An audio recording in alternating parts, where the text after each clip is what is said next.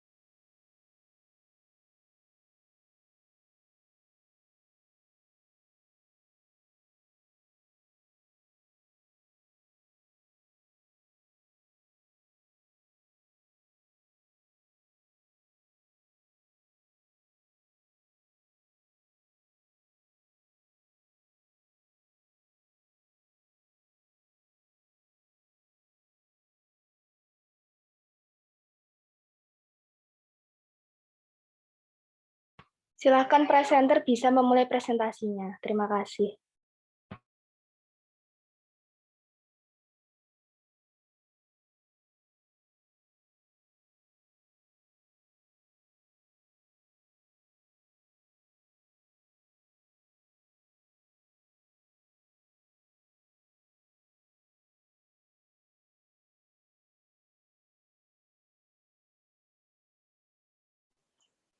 Baik, selamat pagi.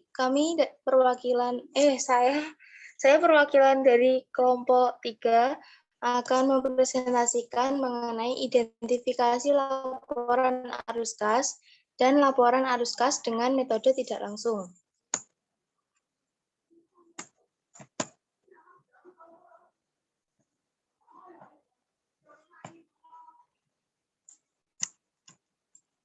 Pengertian.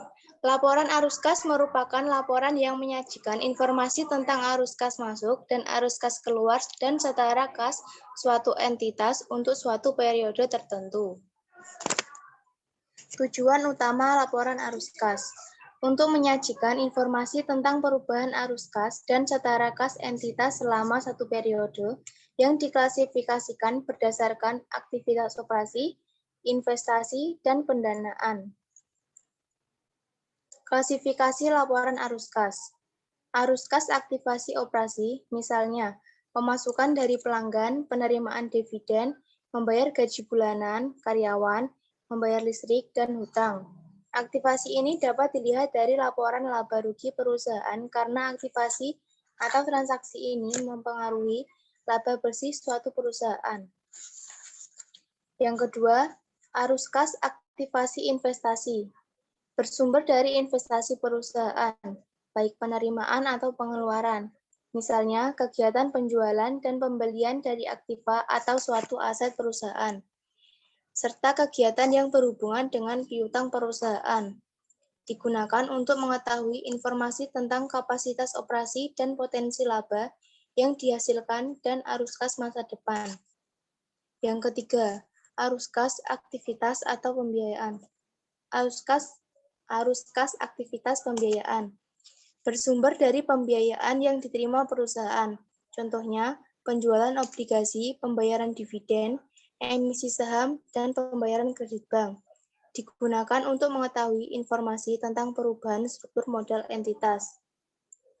Hal ini dapat dilihat pada halaman 149.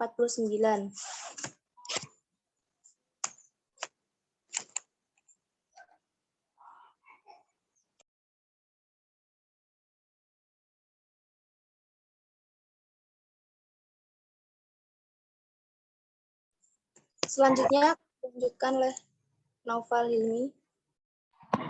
Format dasar laporan arus kas adalah sebagai berikut. Laporan arus kas dari aktivitas operasi, arus kas dari aktivitas investasi, arus kas dari aktivitas pendanaan, kenaikan atau penurunan arus kas neto, saldo awal kas, saldo akhir kas. Penyusunan laporan arus kas, metode langsung. Metode tidak langsung, metode ini memusatkan perhatiannya kepada perbedaan antara laba bersih dan arus kas dari aktivitas operasi. Metode ini tidak langsung menunjukkan hubungan antara laporan keuangan laba rugi neraca dan arus kas dari pengaruh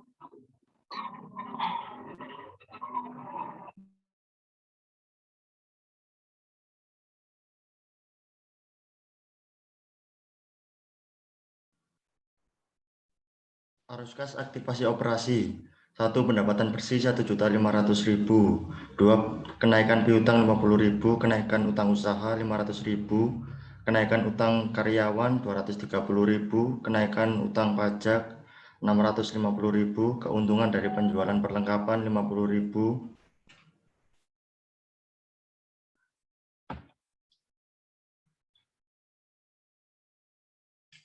keuntungan dari penjualan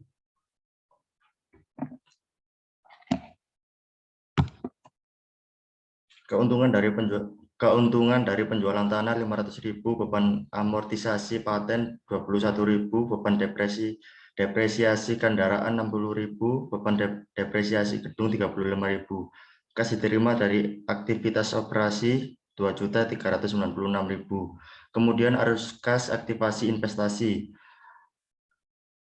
yang penjualan perlengkapan 65.000, pembelian perlengkapan 17.000, penjualan tanah 1.300.000, pembelian tanah 1.400.000, pembelian kendaraan 50.000, pembelian gedung 200.000. Kas digunakan untuk aktivitas investasi 302.000. Kemudian arus kas aktivasi pendanaan 1. Pembayaran dividen 2.425.000, penerbitan saham biasa 450.000, kas digunakan untuk aktivitas pendanaan 1.975.000. Kemudian kas 1 Januari 2019 200.000, kas digunakan 35.000, kas 31 Desember 2019 165.000.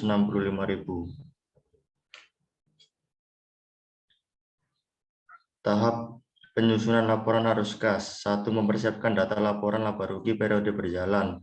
2. Mempersiapkan laporan neraca periode berjalan dan periode sebelumnya. 3. Melakukan perbandingan dari kedua laporan neraca. 4. Menyusun laporan arus kas. Contoh tahapan penyusunan dengan metode tidak langsung. PT Sukses Berkarya. Tahap 1. Menyajikan data laporan laba atau rugi. Tahun 2019, PT Sukses Berkarya mendapatkan laba sebesar 19 juta.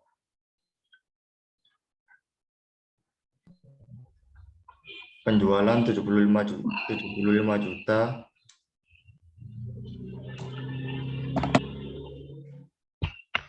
Tahap kedua, mempersiapkan laporan keuangan periode berjalan dan periode sebelumnya. Di sebelah kiri adalah neraca tahun 2019 dan di sebelah kanan neraca tahun 2018.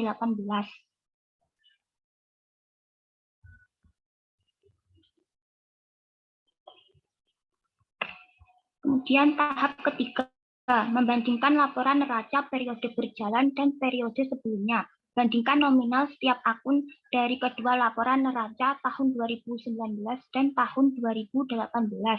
Hasil dari perbandingan dimasukkan ke dalam kolom net change. Untuk kelompok aktiva, jika angka pada kolom net change positif atau tidak minus, maka terjadi pengeluaran kas. Sedangkan jika minus, maka terjadi penerimaan kas. Untuk kolom pasiva, jika angka pada kolom net change positif atau tidak minus, maka terjadi penerimaan kas, dan jika minus, maka terjadi pengeluaran kas. Next. Tahap keempat, menyusun laporan arus kas. Seperti pada gambar. Next.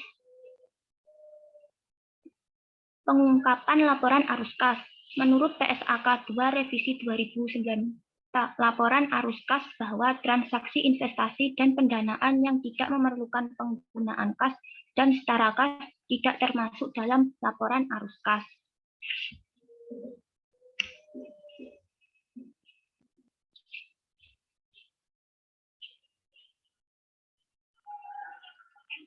Sekian presentasi dari kelompok kami. Apabila ada pertanyaan, silahkan dituliskan di kolom chat.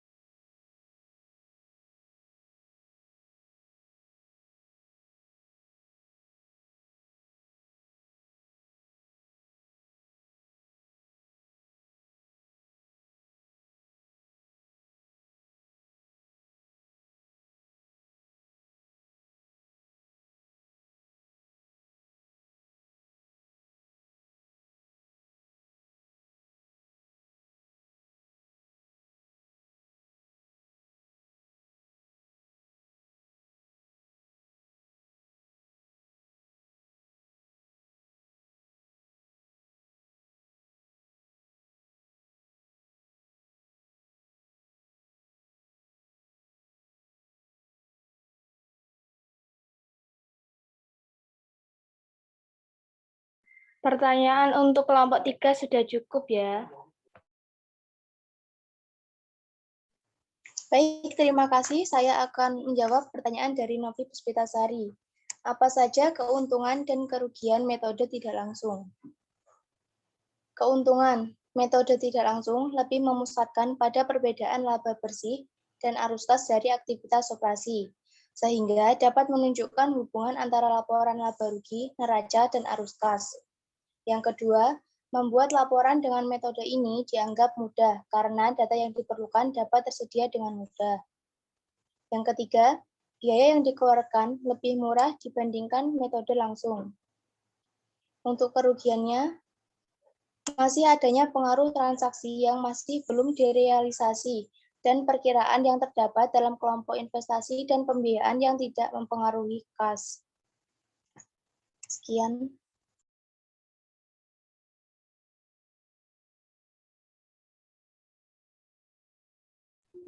Bagaimana Mbak Novi, apakah sudah paham?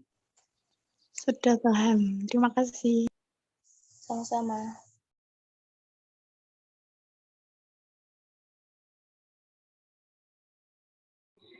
Saya akan menjawab pertanyaan dari Denson. Apakah terdapat pengecualian pada pembuatan laporan arus kas bagi perusahaan yang sedang dalam tahap pertumbuhan? Jika ada, apa bedanya dengan laporan arus kas yang umum dan bagaimana cara kerjanya?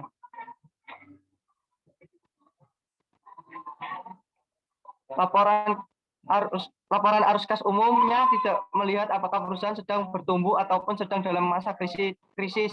Pada laporan arus kas disajikan arus kas yang benar-benar terjadi di perusahaan.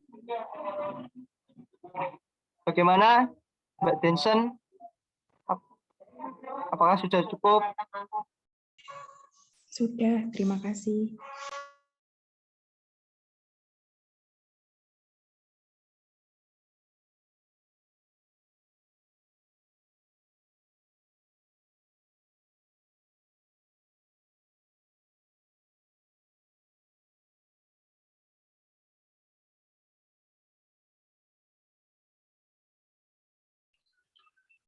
Saya akan menjawab pertanyaan dari Mbak Dila. Pertanyaannya, apa perbedaan laporan arus kas dengan metode langsung dan laporan arus kas dengan metode tidak langsung, serta contohnya. Baik, perbedaan pertama dari laporan arus kas langsung dan tidak langsung adalah dari cara penyusunannya. Pada metode langsung,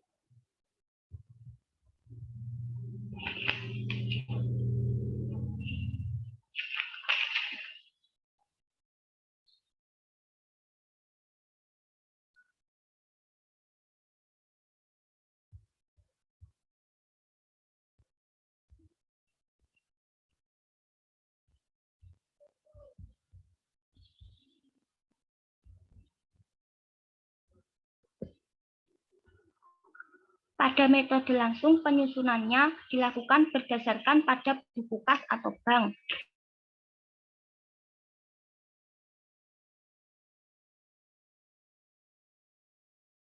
kelompok penerimaan dan pengeluaran kas dari kegiatan operasional perusahaan. Kemudian dilanjutkan dengan kegiatan investasi dan pendanaan. Dan pada metode tidak langsung, penyusunannya dilakukan berdasarkan laporan laba rugi dan neraca.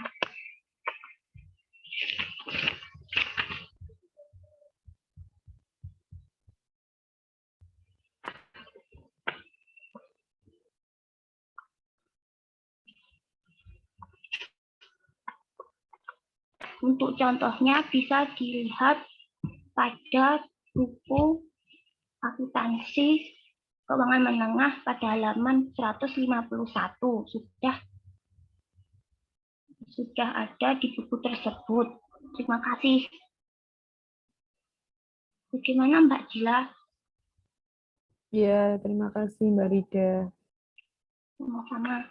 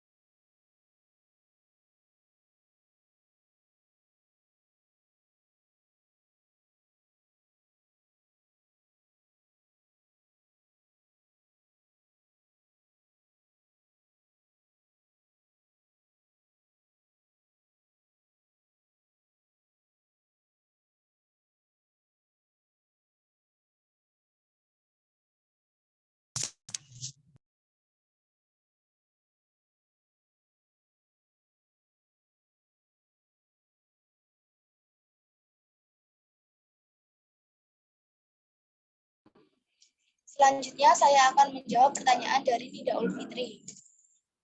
Dalam cash flow terdapat 3 aktivitas utama, yaitu aktivitas operasional, aktivitas pendanaan, dan aktivitas investasi. Lalu bagaimana cara memudahkan untuk menentukan transaksi mana yang termasuk dalam 3 aktivitas tersebut? Bisa dilihat di halaman 148 dan 149.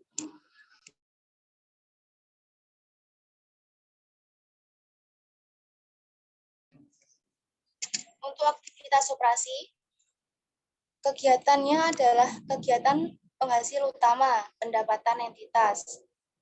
Untuk aktivitas investasi, berupa perolehan dan pelepasan aset jangka panjang, serta investasi yang lain. Untuk aktivitas pendanaan, aktivitas yang mengakibatkan perubahan dalam jumlah serta komposisi kontribusi modal dan pinjaman entitas. Cara menentukannya, untuk aktivitas operasi bisa dilihat. Aktivitas operasi adalah aktivitas penghasil utama. Otomatis, transaksi yang termasuk dalam kegiatan tersebut adalah penjualan barang dan jasa, penerimaan royalti atau komisi, pendapatan bunga, pembayaran pemasok, pegawai, pajak, dan bunga pinjaman. Untuk aktivitas investasi adalah aktivitas berupa perolehan dan pelepasan aset jangka panjang serta investasi lain yang tidak termasuk secara kas. Transaksi yang termasuk dalam aktivitas investasi adalah penjualan aset tetap, penjualan aset tak berwujud, penjualan saham atau instrumen utang entitas lain, penerimaan dari pembayaran pinjaman yang diberikan kepada entitas lain. Untuk aktivitas pendanaan adalah aktivitas yang mengakibatkan perubahan dalam jumlah serta komposisi kontribusi modal dan pinjaman entitas. Transaksinya berhubungan dengan pendanaan, seperti menerbitkan saham dan menerbitkan instrumen utang. Bagaimana Mbak Nida? Terima kasih.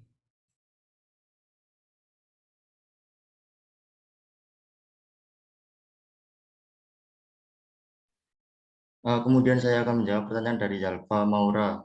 Apa dampak yang ditimbulkan jika arus kas dari aktivitas operasi meningkat atau pertumbuhannya positif?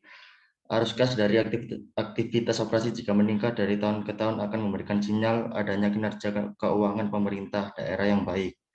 Dengan begitu, arus kas operasi yang positif dan meningkat akan digunakan oleh pemerintah daerah untuk sumber pembiayaan daerah dalam rangka mengembalikan pinjaman daerah, menambah investasi, dan memberi subsidi pada masyarakat. Sekian. Bagaimana Mbak Yalfa? Terima kasih, udah.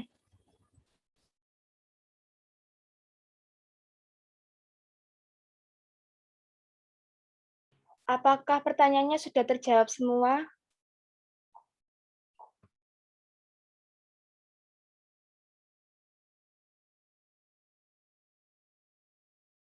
Pertanyaan sudah terjawab semua, Mbak.